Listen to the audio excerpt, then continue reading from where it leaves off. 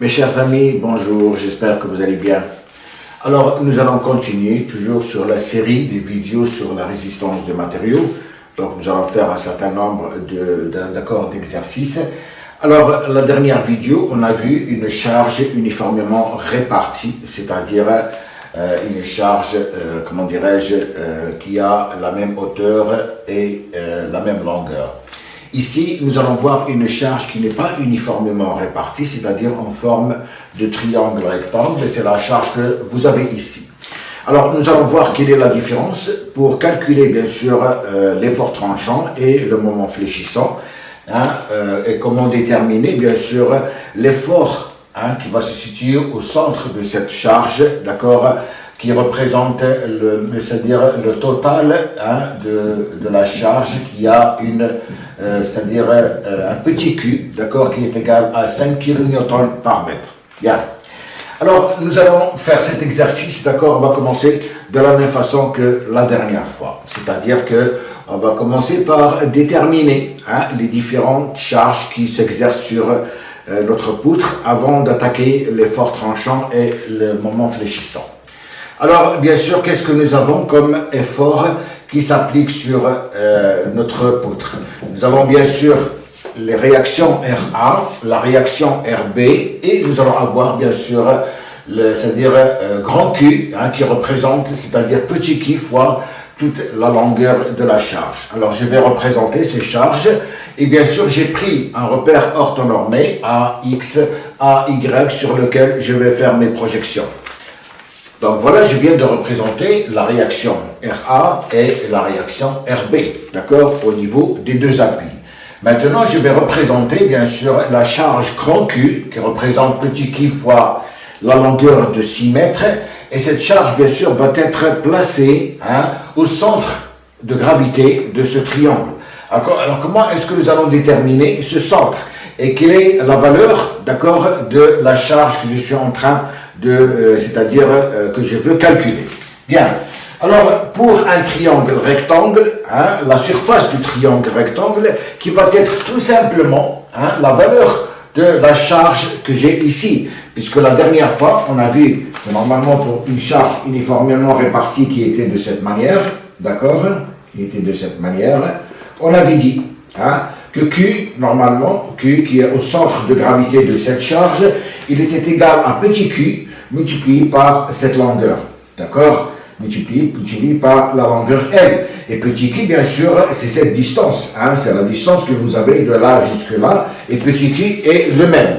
Par contre, pour un triangle rectangle, qu'est-ce que j'ai? J'ai bien sûr, j'ai ici ce petit q, d'accord, c'est la valeur, si vous voulez, de la charge Q que j'ai ici, et j'ai cette longueur là que j'ai, c'est la longueur petit l, d'accord. Alors, c'est-à-dire que la surface de ce triangle, S, n'est rien d'autre, d'accord, que petit q multiplié par la longueur et divisé par 2. Par contre, ici, la surface, c'est bien Q que multiplie L, c'est-à-dire, si vous voulez, c'est le côté ici multiplié par ce côté. Donc, pour un triangle, la surface, elle est QL sur 2, qui représente, bien sûr, qui est égal à grand Q. Donc, voilà la valeur, si vous voulez, de grand Q. Maintenant, elle va se situer à quel niveau? Pour un triangle rectangle, normalement, elle se situe à un tiers, d'accord? Si je prends à partir de ce point, je vais prendre un tiers de la longueur ici et un tiers de la longueur ici, d'accord, et je vais trouver le centre de gravité au niveau de mon triangle.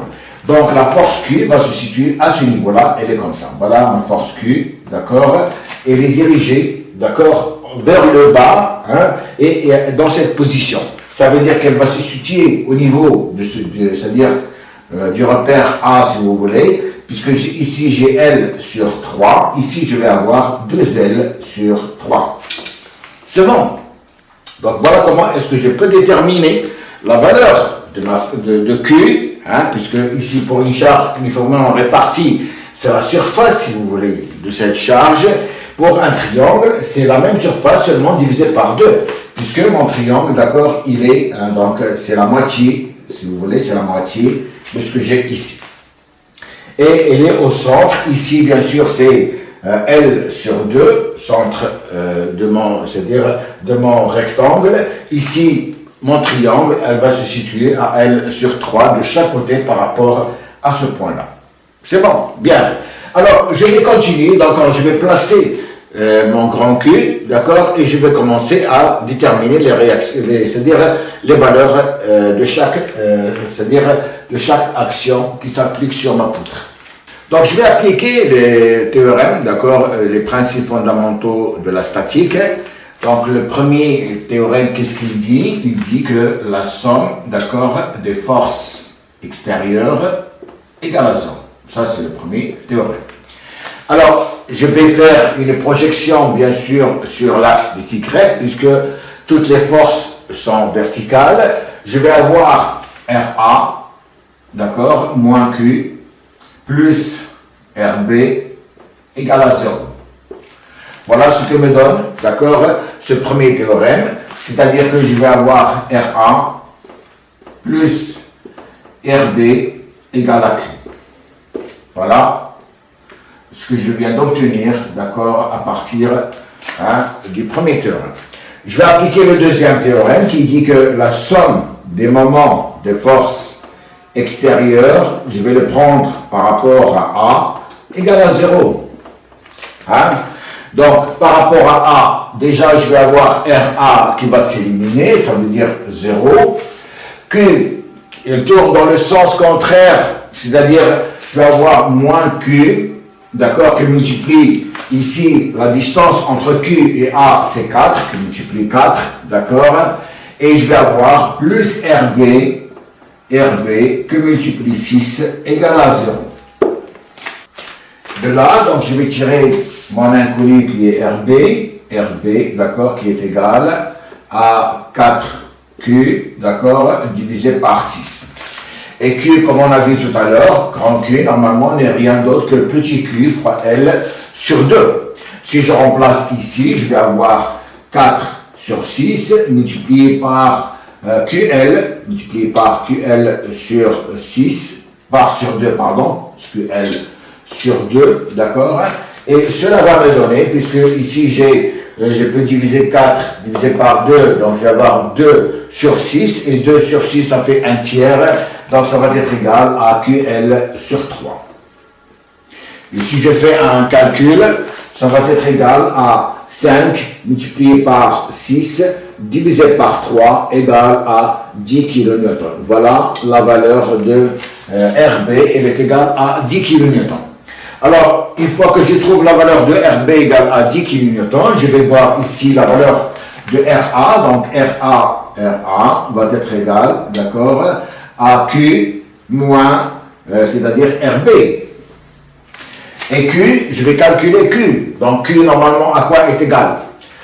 Donc Q, il est égal à QL sur 2, donc c'est égal à QL sur 2 moins RB qui est égal à 10. Et QL sur 2, si je fais un calcul, ça fait 5 multiplié par 6, ça fait 30, divisé par 2, ça fait 15, moins 10, ça me donne 5 kN, égal à 5 kN. C'est bon? Donc je vais noter ces valeurs. Donc ici, RB est égal à 10 kN et RA est égal à 5 kN. Et Q est égal à 15 kN. Voilà les valeurs, les différentes valeurs des charges, d'accord, qui s'appliquent sur ma poutre. RA, 5 kN, Q, 15 kN et RB, 10 kN. Bien, maintenant je vais passer au calcul, d'accord, des forts tranchants et du moment fléchissant. Bien, alors pour calculer l'effort tranchant et le moment fléchissant, donc je vais choisir, c'est-à-dire que je vais prendre une section, d'accord, à ce niveau-là, et au niveau de cette section, je vais bien sûr faire mes calculs. Alors, je vais reprendre, c'est-à-dire le triangle, je vais reprendre, comment dirais-je, ma poutre. Alors, je vais avoir, bien sûr, ici, je vais avoir, voilà, je dessine, c'est-à-dire mon triangle, avec la coupe que je viens de prendre, ici. Donc là, c'est le point A, d'accord? Ici, c'est le point A. ici, je vais placer, c'est-à-dire à ce point-là, je vais placer mon effort tranchant et je vais placer mon effort normal. Et bien sûr, ici, j'ai mes différentes charges, d'accord, comme ça. Et de là à là, je vais avoir la valeur de x. Voilà, ici, je vais avoir une valeur x. Hein? Et bien sûr, voilà comment est-ce que je vais pouvoir, c'est-à-dire déterminer mon effort tranchant et l'effort normal. Alors, je vais placer un peu les différents efforts. Alors, qu'est-ce que je vais avoir? Je vais avoir, bien sûr, ici, l'effort que je viens de calculer, RA, le voilà, RA, d'accord? Je vais avoir l'effort tranchant T, hein, le voilà, T, et je vais avoir N. Voilà les efforts que je vais avoir, et j'ai bien sûr le moment fléchissant, d'accord, le moment fléchissant. Voilà, si vous voulez, si je fais une coupe à ce niveau-là, je fais une coupe à ce niveau-là, d'accord, voilà ce que j'ai. Hein? Donc, maintenant, j'ai, c'est-à-dire la valeur x de A jusqu'au niveau de ma coupe. Je n'ai plus 6 mètres, mais j'ai une valeur x. Alors, bien sûr, je vais placer maintenant, c'est-à-dire Q, hein, qui est importante. Je vais la placer également à ce niveau-là, puisque je vais devoir faire les calculs avec grand Q. Donc, grand Q, on a dit, elle va se placer à une distance. Si j'ai ici x, d'accord, et je vais la placer à x sur 3, d'accord. Je vais la placer à x sur 3, c'est-à-dire je vais placer mon Q, il va être placé ici, voilà le Q, grand Q, d'accord.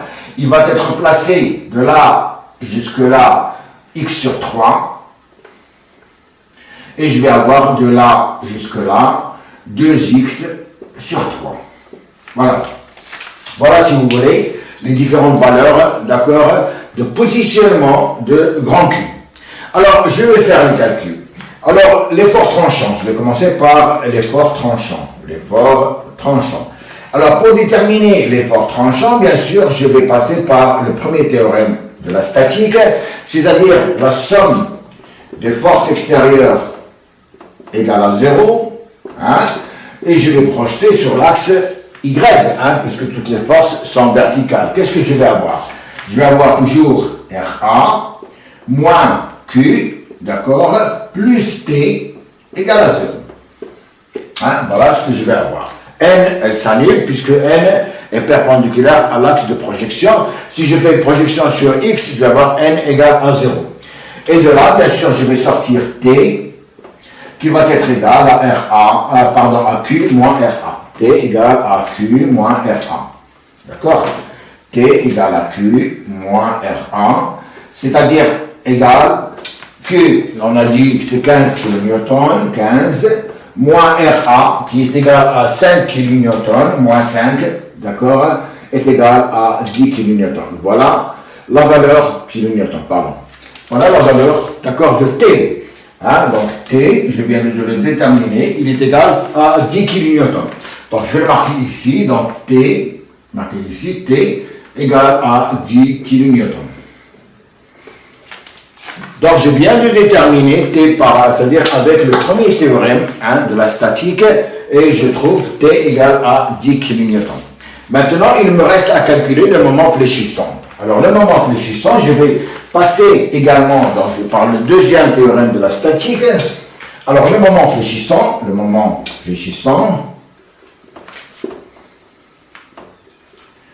donc je vais prendre ce moment par rapport au point où se situe T, par rapport à ce point-là.